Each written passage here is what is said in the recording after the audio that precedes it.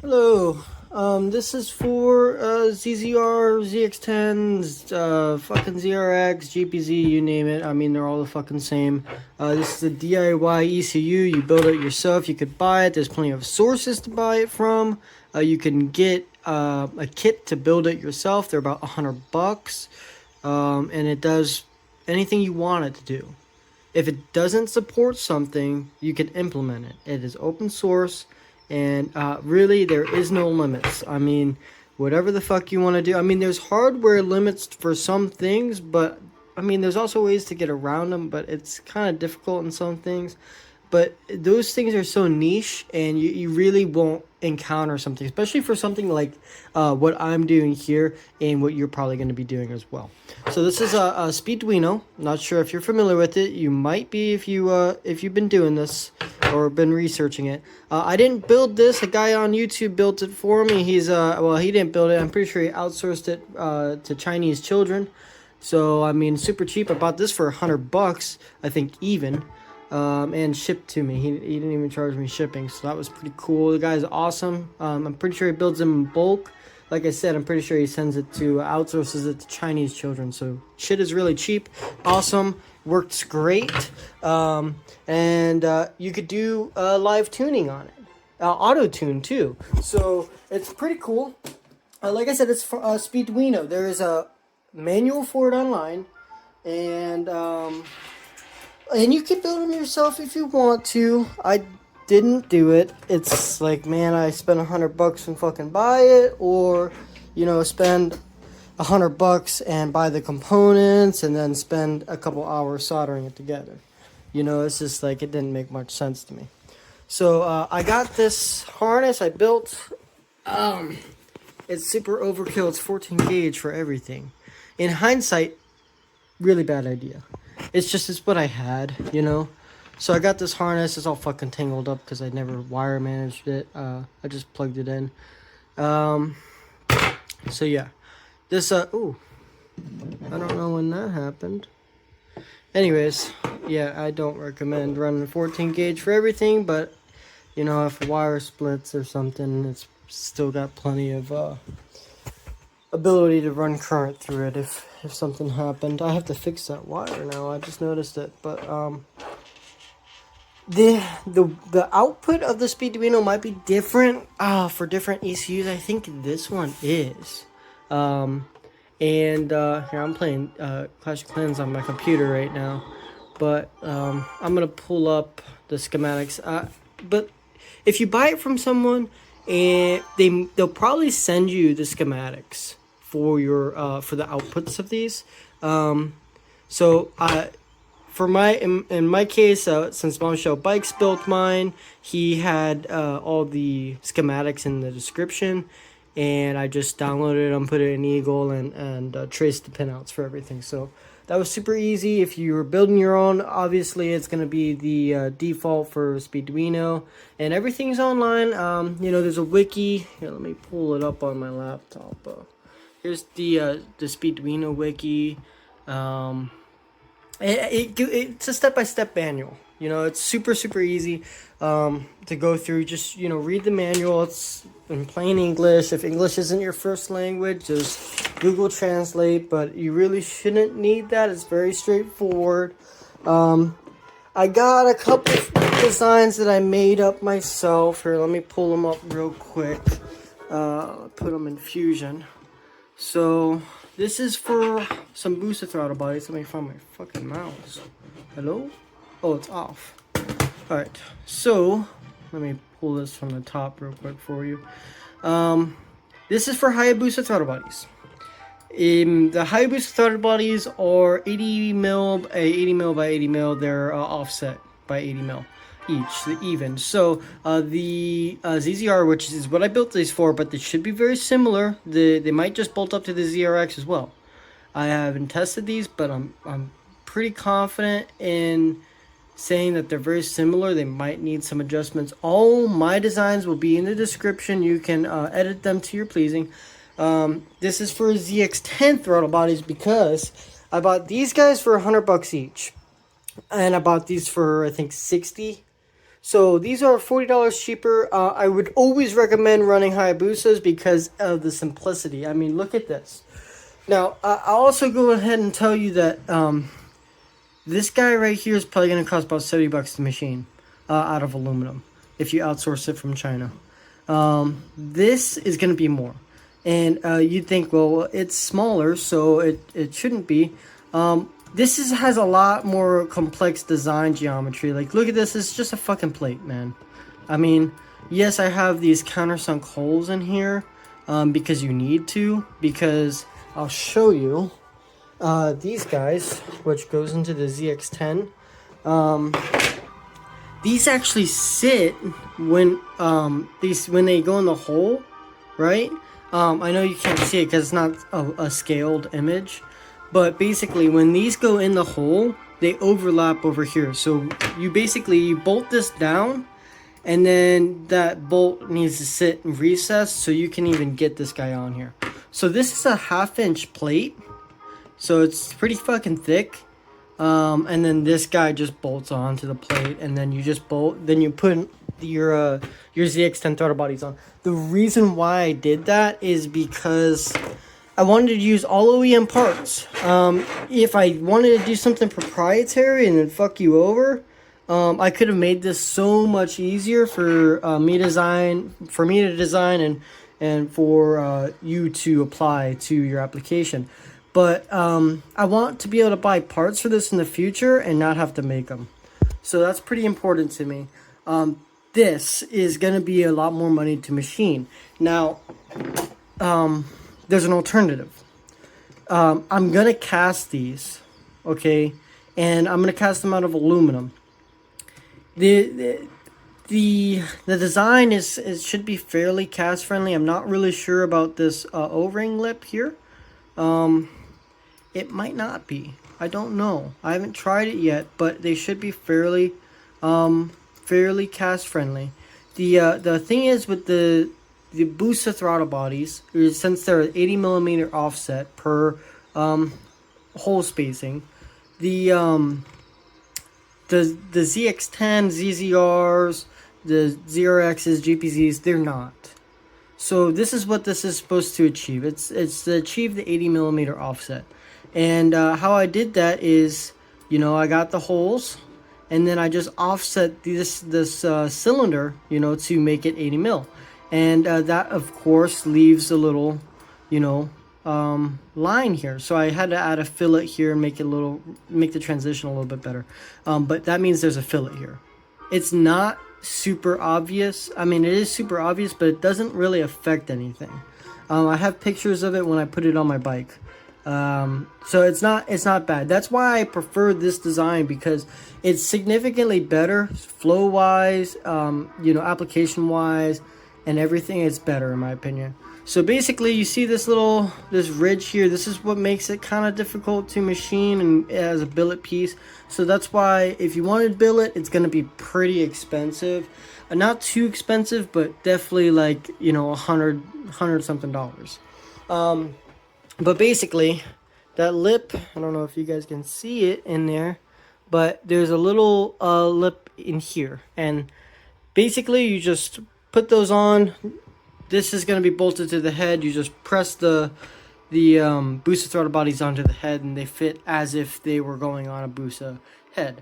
So everything is completely factory original. These came off of a Busa, and you can use them. They still make this part to this day in 2024, so you can get these parts today.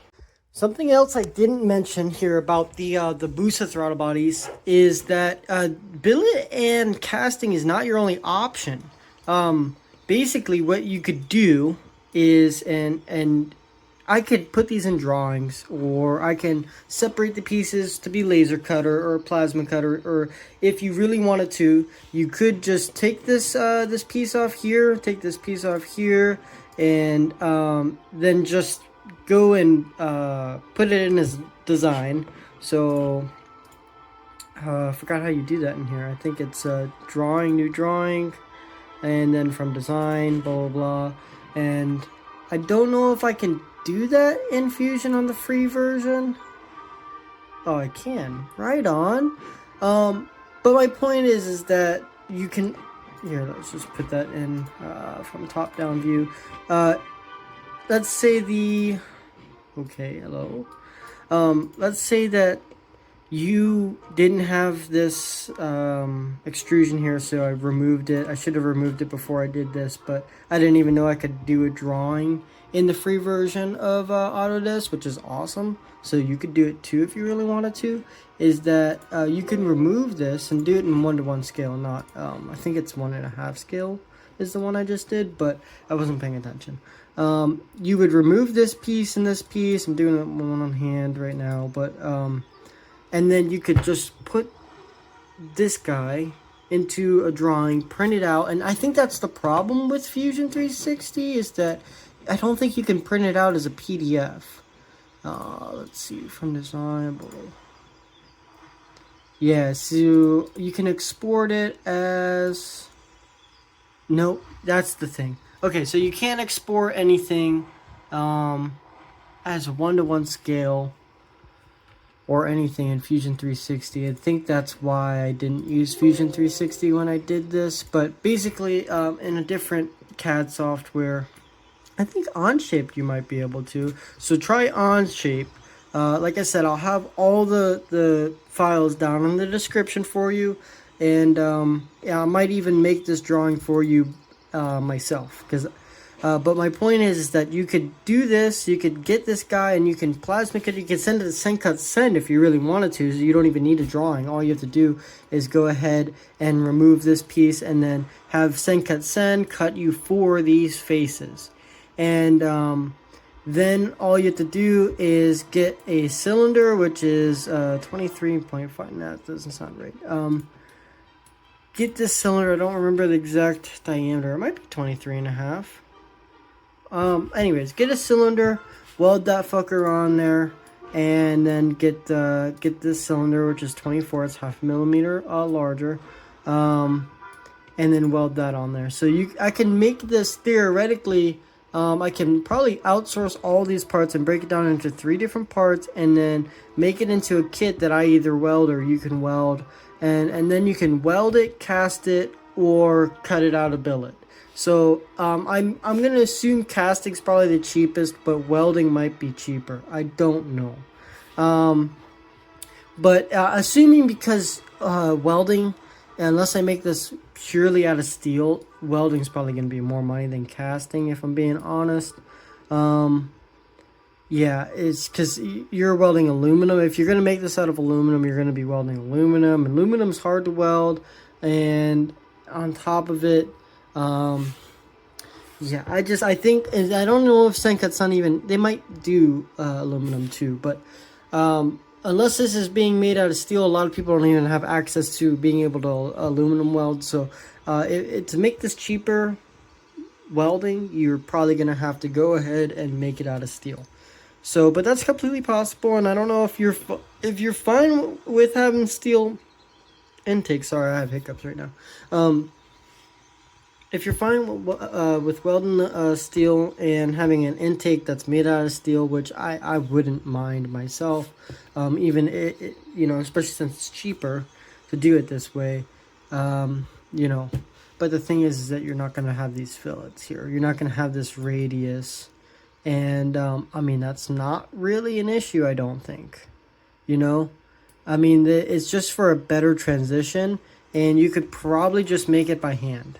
Right? So, if you got this piece from Send Cut Send, or if you cut it with angle grinder and then just drilled these holes manually. Like I said, if you put this in a drawing, and I might put it in a drawing myself for you, you could just cut it out on a piece of paper, glue it to a sheet of, I think I made this out of 1/4 inch. Fuck. Anyways, I'm pretty sure it's 1/4 inch. So grab yourself some 1/4 inch steel, cut it out on a piece of paper, glue it to the steel, drill a couple holes, cut it with the angle grinder, and boom, now you have a faceplate for this. Grab a cylinder, and then grab another one, and boom, now you have your intake track. And then also this could be, you know, I could put this in a drawing. So basically you cut this out with one drawing, and then you put on another drawing so you can get this piece lined up to this piece. So 2 drawings, but you know, you make the whole piece for fairly cheap by yourself. That's definitely a possibility. It's a lot of labor, you know. But it's probably going to be the cheapest for you if you wanted to do it yourself as a one-off set. It's definitely possible, but there's definitely labor involved. You know, you got to cut this piece out or have it outsourced and cut out for you. Then find, you know, these pieces and then weld them all together. Blah blah blah. Cut and grind if you want to grind down your welds, or maybe your welds weren't, you know, per specification for you. So there's a lot of labor involved. I think casting is definitely going to be the cheapest option. Post-processing is going to be, you know, a little labor intensive possibly, but you wouldn't have to worry about that unless you wanted to cast them yourself. So I personally plan to cast them and then send them out to people. I don't plan on ripping anybody off. You know, I really don't want to charge anything other than, you know, the material cost and maybe a little bit of my time if it takes a long time to do it. If you guys do want to send me money, you know, because you support, you know, what I've done here or what I plan to continue doing here, that would be awesome. But I don't expect it. Like I said, I didn't even build this ECU. You can build them, but I didn't even build it because it was just more reasonable, cheaper, labor-wise and material-wise, just to buy this guy. And like I said, I paid $100 for it, so it wasn't expensive. There's other things you got to do. You know, these are the main core components. You got your ECU, which is $100, another $100 for throttle bodies. This is a VR conditioner. This guy right here, I bought it for I think 15-20 bucks. You don't need to do this. There you can run a Hall effect sensor, but I wanted to use OEM components, and you don't need to do that either. You know, you can run a Hall effect sensor. I mean, they're like $9, and they're actually the preferred method to run. But I wanted to take a chance at running a VR sensor instead. I might move to a Hall effect sensor, but I'm gonna run a VR sensor and see how the readings are. It's just, you know, stuff that I have on hand, right? I mean, I didn't have this guy on hand, but I have, of course, the sensor because the bike has a VR sensor. So, you know, we're going to try that out. I got these guys over here, and this is a ZZR. This is a ZZR ignition timer, ignition advance plate. And then these are the 36-1. You know, you got 36 teeth missing one. There we go. Plates, I got, I think, 8 of them. But this guy, and then this is the one that comes on the bike. Or, well, technically not, but this is what it's modeled after, right? So this guy just bolts into the place of that, and then you get your sensor, which is going to be the factory sensor, so you won't need to make a mount. And if you did want to run a Hall effect sensor, at that time I might have already made a Hall effect sensor mount, and you could just go buy a Hall effect sensor that bolts right in. But right now, at this time, I have not made one. So it's everything's kind of already done here. You need to make some fuel line, and I think on one of these guys I already have a little adapter, but I'm running all AN lines, which can get pricey, so there's going to be cheaper ways to do this. I'm not really super familiar with fuel line, so I'm just running all AN line. I got some stuff over here. My room's kind of a mess right now, man. But I got a fuel pump. This fuel pump is from a Mercury Marquis or Grand Marquis, I think. And this is an external fuel pump. It's $20. And, you know, I got an AN fitting up here. They're about the same size of like a motorcycle one, but about quarter the price. So instead of spending $100+ for a fuel pump, you know, grab yourself a Grand Marquis external fuel pump. They're $20 on Amazon, man.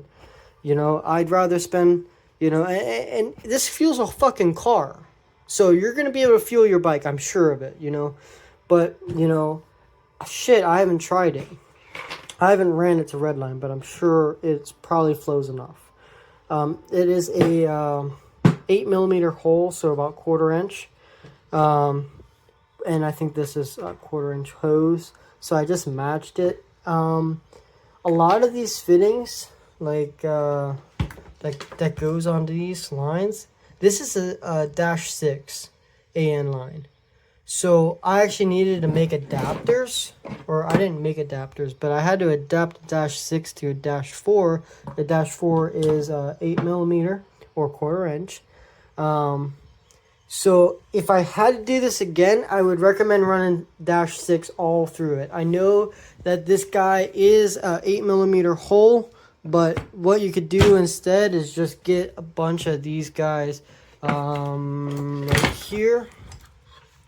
They just go on to here, which, you know, would go on to here as well. And get some -6, so you could just run -6 throughout your whole thing instead of going through and making fucking adapters, because that shit gets expensive. So my recommendation, just run -6 throughout your whole thing. It's larger than what you need, but it's gonna make things a lot more compact and cheaper, because I need to have, you know, 1 adapter, then 2 adapters, then 3 adapters, when I could have just had the 1 adapter. So yeah, shit like that, little shit like that adds up. You know, learn from my mistakes, run -6 all through, get some -6 line. And then this also I got from Amazon. So I don't know what this was, so I don't want to pull a number out my ass, but it wasn't very expensive. I got this, which is just a bunch of 3-wire connectors, because obviously, you know, Hayabusa, you know, you're running proprietary. I mean, these aren't proprietary. You can get these off of the internet. You can get these guys. This is a Chinese sensor. So you can get these sensors, but just to make things simple for me, because you got so much sensors going on, I just grabbed a bunch of these guys. So I run it for my TPMS, you know, my crank pickup, you know, you name it, whatever. If you have a MAF sensor or MAP sensor, that's external.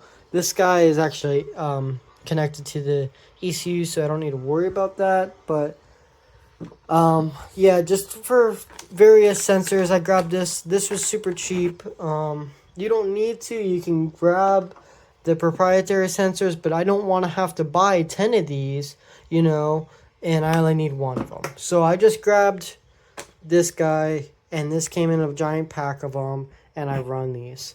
They're also automotive grade, so they have, you know, a little rubber seal on them and shit, so you don't need to worry too much about it. But yeah, you got fueling, your throttle position, and your throttle, and your, you know, obviously the injectors and so on and so forth, fuel rail, blah blah blah, your ECU, a way to connect everything, crank pickup. Over here I got another thing that you're gonna need, which is a fuel pressure regulator, because you can't just run the fuel pump to it. You need to be able to regulate it and return the fuel, because this is not a returnless style system. I'm sure you could probably run one, but I'm not. I'm not very familiar with the fuel side of things, okay? I don't make fuel line. I don't do fuel stuff. But this is going to be the input. This is the output. So I'm just going to run, like, if you were to run to the carburetor, just a regular fuel hose to this, and then this is the high pressure side, which goes ultimately to the regulator, and then to the fuel rail. So super simple stuff. I know it might sound complicated, but I promise you it's a lot simpler than what I might make it seem. So yeah, I mean, there are some other things, like you need to get Tuner Studio. Let me pull that up for you. But if you do decide to do this and go ahead, Speeduino has step-by-step process for everything. So you just, you know, flash the tune. I'm probably gonna put my tune into the description for you. So if you got a 1200, you know, flash the tune. It should be already set up for you. But it also, at the same time, you know, if you don't have a 1200, that shouldn't stop you, because just follow the step-by-step process. You go to Speeduino's website, which I'll link in the description. You flash the firmware, and then set up a bass tune, and that your bike should start right up. It's not going to run very well, but it should start right up. And then you can run live tuning. You don't really need to know a lot about tuning. And I encourage you, if you don't, to go to some place that does and have them tune, or you could do a remote tune, but or learn how to tune. There's plenty of resources out there to teach you. But of course, the easiest way to do things, is just throw money at it. So have somebody else that is knowledgeable do it for you. I'm trying to keep money out of it, so I have to learn it myself. But for people that, they don't have the money and they don't have the time to sit here and fuck with shit, I'm trying to make it easy for you. So I'll throw my stuff in there. I'll throw my CAD files in there. I'll throw my tune in there. I'll throw you all the links to get you where I am today, which isn't that far. I'm going to be completely honest with you. I mean, there's still more to do. But there are things that I'm not going to be able to do for you. Like, I can't make a fucking harness for you unless you got the same exact bike. And there's people out there that don't. There's people that have engines and this engine in different vehicles, right? So I can't make the harness for you.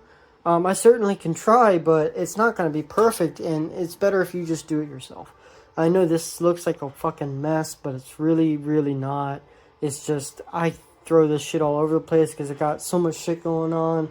My room's a fucking mess. So I gotta get up and clean this shit, but this is sorted, and this is one of the harder things in my opinion, so I've done this already for you. Just go ahead and get one of the CAD files, have somebody make it, or maybe come to me and I'll hopefully have cast pieces already ready to ship out to you. Or you can get the adapter plate, or you can make your own, but I've already kind of done that for you, so it shouldn't be a big deal. I don't recommend the ZX10 throttle bodies, but they're still an option. I always recommend the Hayabusa throttle bodies. They're a dime a dozen. You can get them anywhere. All this stuff I bought off Amazon. $20. I don't know what this was. I think it was really cheap. It was really cheap. That's all I know. This guy right here, if you don't, I'll also have the CAD files for these in the description, or not the CAD files, but the DXT or XEF, or I don't know what the fuck they're called. Because I didn't actually make this. I didn't have to. Fuck, I forgot his name. I think his name is David. He sent me these guys. He sent me the files. So I forgot to even mention him. Yeah, I've had a lot of help building this. So I just want to, help you guys as well. I've just sat here and I put pieces together. That's all I've done. I haven't really done anything crazy. The most I've done is made the adapter plates for you guys.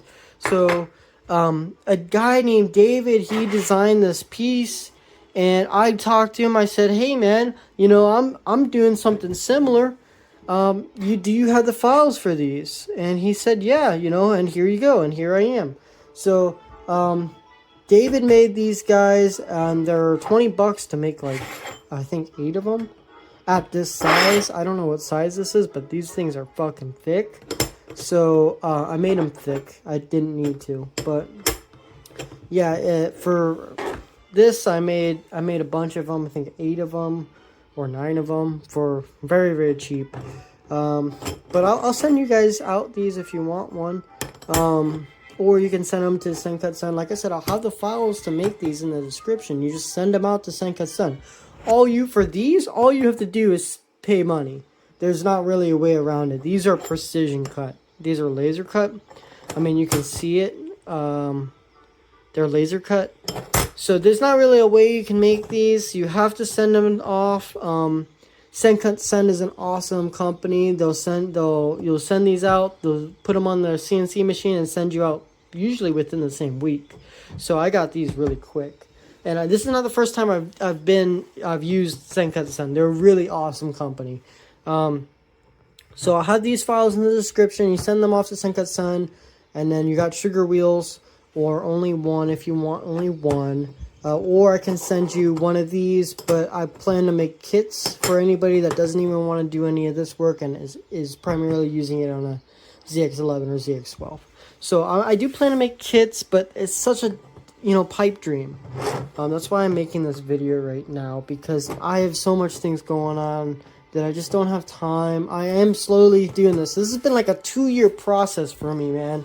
It's just, I do it every like 3 months. I kind of do a progression on it, but I'm hoping that I can finish it this year in 2024. Hopefully within the next couple months, but we'll fucking see. I mean, right now, I can't really fuck with my bike because I need my bike. It's my only transportation, unfortunately. But, yeah, I'm sorry. I'm kind of like, I'm trying to figure out what else I need to talk about here. I think that's really it. So grab yourself. I'll leave everything in the description. You got the CAD files. You got the Speeduino stuff. All the software is free. Step-by-step instructions are free. Everything is free regarding this besides building it. Or buying it if you want it. And by the way, you can get smaller ones of these. There's a guy that made one the size of a key fob. So, there's some really crazy enthusiasts when it comes to this kind of stuff. And there's so much people that are willing to help you if you need help. So don't feel like this is way above your league. Because, hey, it might be, but there's going to be people out there that want to help you. There's a Facebook group that's really awesome. They're super enthusiastic about the project. So, and they always want to help. So even if it is above your, comprehension right now, there's going to be people to help make it easier for you to understand. So and this is super simple. I think this is a Chinese Arduino with a CH130 chip. This is not what they recommend, but mine works fine. Your mileage may vary, but don't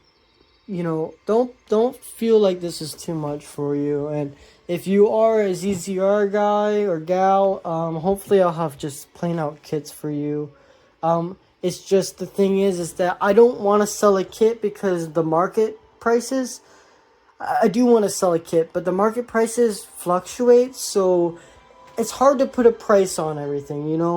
This may cost me $100, $100, and $25, and odds and ends here, and it might only cost me $500 to build. Okay, but that's right now.